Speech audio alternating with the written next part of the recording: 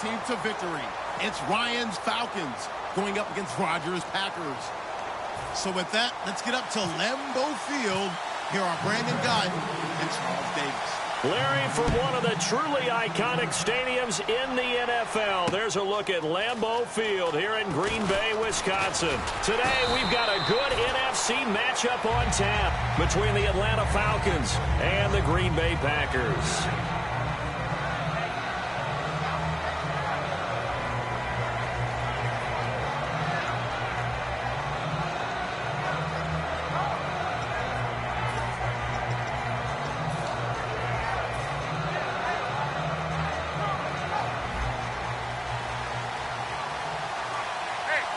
They'll come out in the pistol. The first carry for the tailback, Devontae Freeman. Devontae Freeman, they're not going to get him. Touchdown, Falcons. Devontae Freeman, an 80-yard touchdown. And the Falcons have taken the early lead. The very first play from scrimmage, how about that? Talk about setting a tone. And people always talk about doing exactly that in the first 5 minutes of the game, the first offensive and defensive series. Who's going to gain an advantage? Well, we saw exactly what happened there. A tone was definitely set by the offensive team. That'll be taken in the end zone. And he won't return this one. He'll go down to a knee, and they'll start at the 25.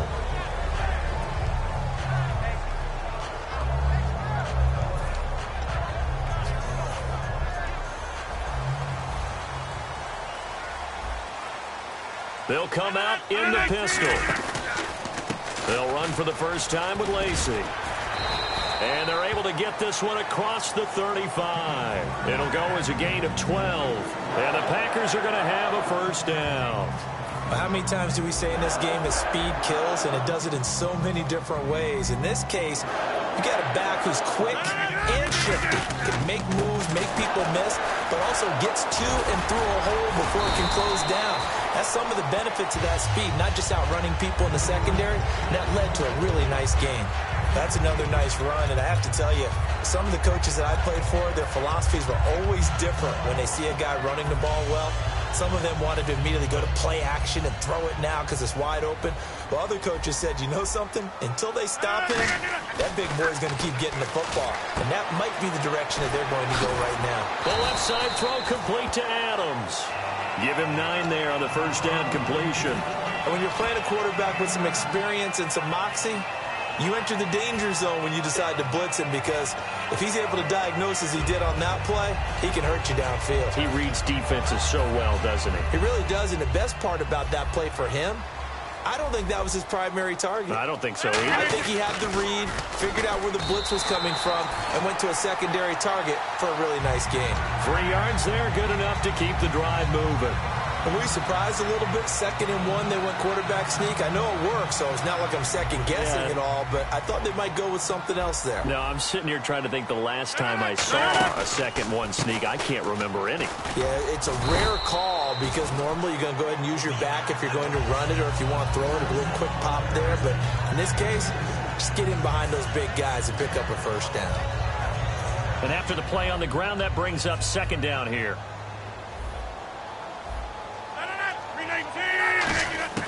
Rodgers to throw on 2nd down. And Nelson's got it here right side. And he's brought down, but not before reaching the 8-yard line. And the 2016 NFL Comeback Player of the Year was Jordy Nelson. He had a fantastic year after the knee injury in 2015. Well over 1,000 yards again. And once again, he was the #1 target for Aaron Rodgers. NFL high 14 receiving touchdowns. What dimension does he add that makes them so good on offense? Dependability as well as speed. Right? Jordy Nelson's the type of guy who can run any route you want, yet he can also take the top off of a defense, as we like to say, by running past people. It's a heck of a combination to deal with. Plus, Aaron Rodgers knows when he gets in trouble, he just looks for Jordy Nelson, and 9.9 times out of 10, he'll find a way to get open. And he'll go backwards, losing yardage to the 5. They'll lose a yard, and it brings up 3rd. Not only was that a terrific play, but that loss of yardage they created this close to their own goal line, that gives them a little breathing room now as they move them back. And they're breathing fire a little bit right now, aren't they? A lot of confidence being shown by them at this point of the game. And on the outside, they're playing press coverage. Rodgers now on 3rd and goal. Blitz coming, and down he goes. Vic Beasley with a big-time sack on 3rd down. And it'll be a loss of 7. Now Mason Crosby for the Packers field goal try.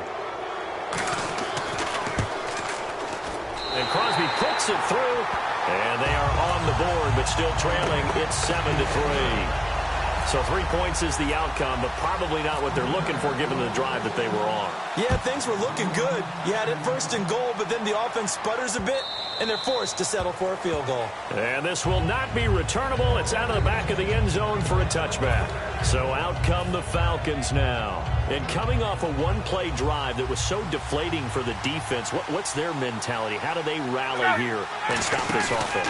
Well, hopefully there's some determination that sets in because they weren't ready to go on the last one. Give all the credit to the offensive guys for getting it done, but to allow a run of that length, that's just not being prepared. So now, are they determined? Are they ready to read their keys and make the proper plays? And we'll see how determined they are. Here's Coleman. Oh, he's got some breathing room. That one goes for 24 yards. I know that play went to the left side, and that's what it was designed to do, an outside handoff there. But how about the whole offensive line being involved? Seal the left side where the play was going, what they call play side. But how about on the back side? Just taking care of business to make sure no one can get there and disrupt it. Is the biggest key the left tackle? Without a doubt. And he's free going down the left side. It's a foot race. Touchdown, Falcons. Taylor Gabriel, 40 yards. And the Falcons will add on to their lead. I think if you polled defensive backs, they would say the corner route, take that out, make it illegal, because that is so hard to recognize and so hard to adjust because your first move is to not get beat in the middle of the field. And that's how they move you first before they break off to the corner. But then as the wide receiver, great job. It's tough to turn those upfield and go, but he did a great job with it there. Really good balance, really good body control. And how about the end result? A touchdown. The Green Bay offense now about ready to take possession here. And they had 3 points last time, but they didn't want 3 points because they were well within range of scoring a touchdown. We'll see if they can do better now. I'm with you on that one. Let's just go ahead and be frank about the whole thing. The only one happy about the 3 points? The kicker. Exactly. He'll put it through the post. That's going to help him at contract time. But that offense, they're thinking, let's get in the end zone this time. I don't know if that helped him at contract time. You could have kicked that one through. I don't know about that. I don't know about that. It. Super toe.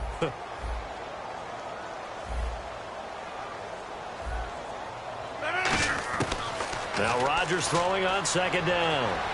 Trying to get it to Cobb, and it's intercepted. A great read, and it's picked off.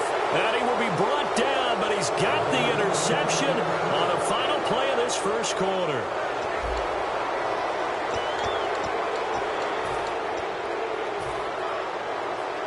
And a great spot to start this drive from here.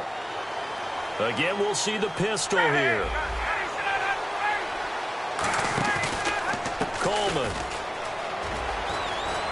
And inside the 20 before he's brought down. And a nice carry there of 15 yards. Whenever we meet with coaches and they always talk about wanting to establish running the football, it's oftentimes with a good tight end who can control the line of scrimmage and the point of attack, and they're becoming harder to find because the colleges are giving us a whole lot of receiving tight ends, former wide receivers who can run, not necessarily block very well. In this case, though, we saw 2 tight ends on the field, both of them with the ability to block, and they ran the ball successfully behind that power set. Another pistol look here. They'll look to run with Freeman. And he's going to get this back to the 3-yard line and no further. They'll say no gain on the play, and it'll be 2nd and goal. I don't know about you, Brandon, but I often think to myself, in these situations, I want a back who can create his own space. And he will take it in for a Falcon touchdown. Tevin Coleman, a 3-yard touchdown run. And the Falcons will extend their lead. and they're able to run it in. It started with the battle in the trenches. They won there, and they got in for 6 points. And that's going to be a tough one for the defense to deal with. They've got to go to the bench now and figure out how are we going to slow down this running game, because on that particular play, they had no answer. This is taken about 7 yards deep.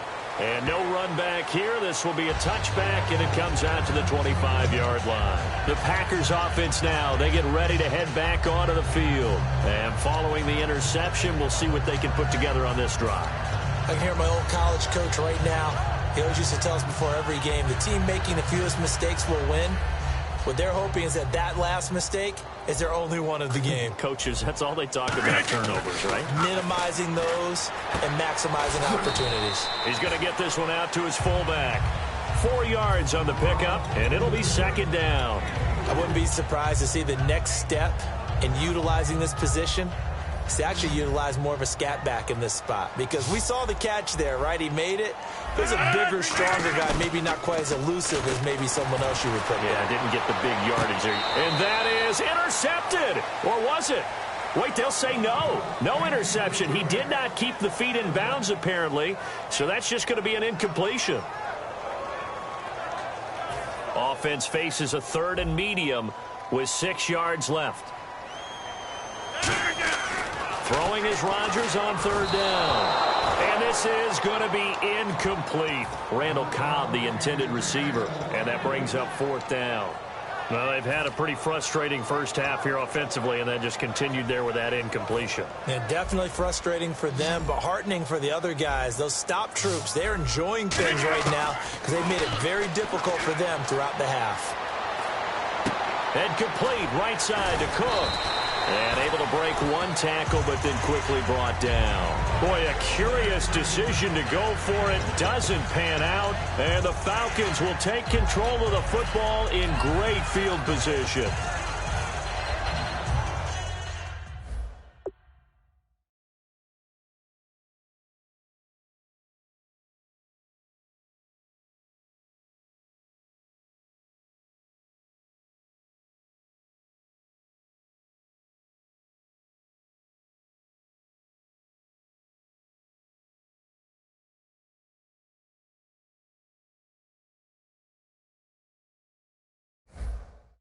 And the coach has decided to throw the red flag. He will challenge this play.